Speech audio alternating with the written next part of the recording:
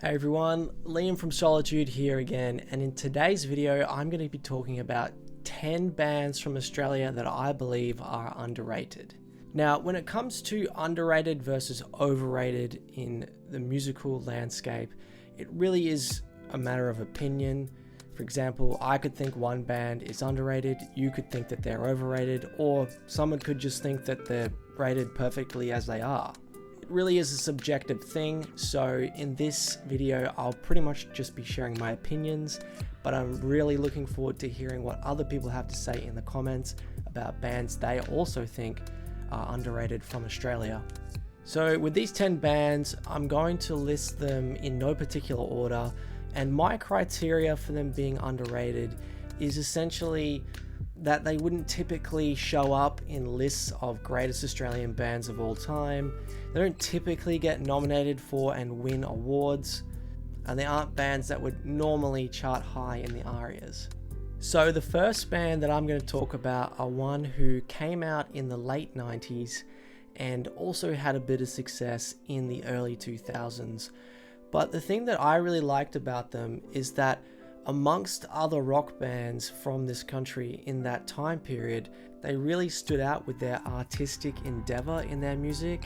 Amongst them were other bands who were kind of playing a little bit more cheesy stuff and were trying to be a little bit more cheeky and silly, whereas this band was really honing in on artistry and they just nailed it perfectly.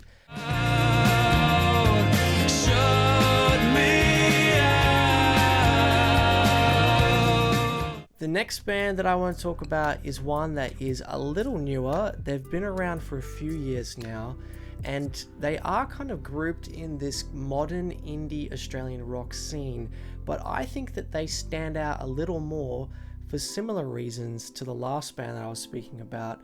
They're not trying to sound like all the other bands around, like that surf or garage rock sound or that reggae sound. They really sound kind of unique in that I think they just focus on making good music, and that's really what shines through.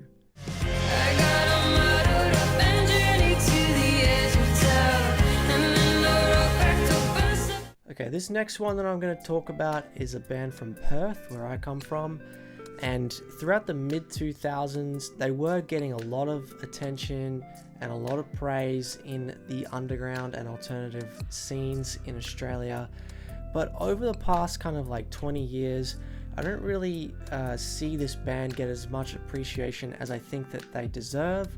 I think they really wrote some incredible songs and albums in that mid-2000s period that really pointed out Australian and Perth culture really well. And hey, they've got one really big song that you probably recognize that, you know, might still pop up every now and then to this day, but all in all, check out their albums, listen to them all the way through, and I guarantee that you will be impressed. Don't fight it, don't fight it, don't fight it, if you don't know what it is. If you don't. This next band that I'm going to talk about is one that I constantly get people mentioning in my comments, and I didn't realize there was such a big cult following even to this day for this band. They were mostly prominent in the mid-90s, but started kind of in the late 80s.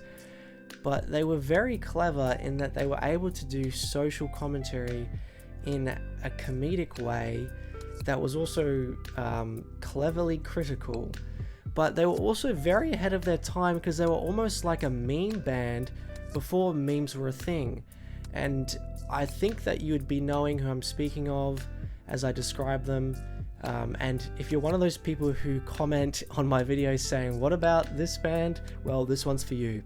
I'm on the drug, I'm on the drug, I'm on the drug to kill River Phoenix. I'm on the drug, I'm on the drug, I'm on the drug to kill River Phoenix. This next band that I'm mentioning is another one that's a little bit newer, and one that actually gets a lot of attention overseas, but not as much in Australia, which is why I'm putting them in this list. I guess I don't really play a genre that's super popular in this country, but I think that they make a sound that, you know, is pretty all-encompassing, and I can see why they would get a lot of attention overseas. I think they've actually been nominated for a Grammy before, which shows how good they are and how I think that they probably just need more attention here in Australia. Breathing on. Okay, my next one that I'm talking about is a prog rock sort of band who were big in the mid 2000s. They did well in that kind of Triple J scene when prog rock was still pretty strong, but their music, I think, is just so well written and so creative. It deserves more people to be talking about it now as time's gone on, I think, but they're probably one band that have just kind of like dissipated a little bit because they just have not been very prolific and they haven't kept themselves relevant. But I still really love the music that they made, and I still listen to it pretty regularly nowadays.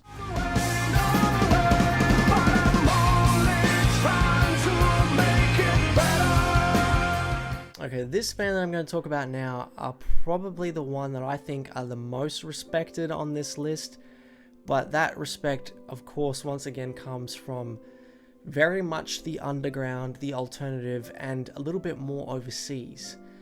They're a band who've been quite prolific in the late 90s and early 2000s, all the way through to about the start of the 2010s, where they were putting out a lot of music, a lot of well-received albums in particular. Not just their songs, but their albums were very well received, and they kind of made like this really unique sludgy rock sound that is very distinctive to them, but kind of in a way very influential in the underground scenes here in Australia and overseas.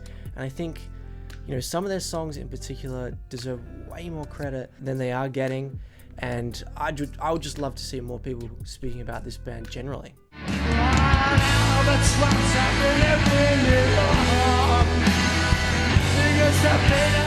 Okay, this next band is probably one that I'd say is a little bit more about my personal opinion slipping through, because I like this genre of music. But this band, I believe, was probably the best emo band that we had in that mid-2000s emos era that was so big all over the world. You know, in America, we had like Fall Out Boy, My Chemical Romance, Panic at the Disco, all these bands being like the biggest teen icons all over the world. But in Australia, what did we have? Well, we had this band, and you know, they weren't as flamboyant as some of the others, but their songs were, in my opinion, just as good. I want a song that gets attention. This is the way it goes. So heavy. Okay, this is a little known band from South Australia who were pretty big in the mid 90s in the underground, and I still see a lot of people on the internet kind of bringing this one up every now and then, saying, hey, what about this band? You should check out this band, or why haven't you mentioned this one before? And you know, those mentions led me to check it out, and might I say, this sound is so strange but good at the same time. I guess it kind of fits in that sort of like Deftones vibe a little bit, but maybe slightly a little bit more metal. But hey, you've got to check them out if you haven't heard of them before. I think they deserve a lot more attention. They haven't put out a whole lot of music, which is, I guess, why they don't get as much as attention as they probably should. I can't pay no rent. Last week's don't check. Okay, the last band that I'm going to speak about is one who I brought up multiple times on this channel, so you probably are not surprised to hear me speaking about them. And look, I think that they are extremely underrated in Australia still, and especially overseas. This band deserves a lot more credit than they get. I think it's a bit of a trend with some of these bands. It's just not as prolific as others at putting out music. And I think that's part of the reason why they don't get as much attention as they deserve. Their fan bases kind of exist in this underground cult following sort of area. This band, I believe, have put out some of the best rock, prog rock, and metal songs ever in Australia, and they're just probably the best musicians on this list, and I think that they deserve way more credit. You probably know who I'm speaking about if you've watched my channel before.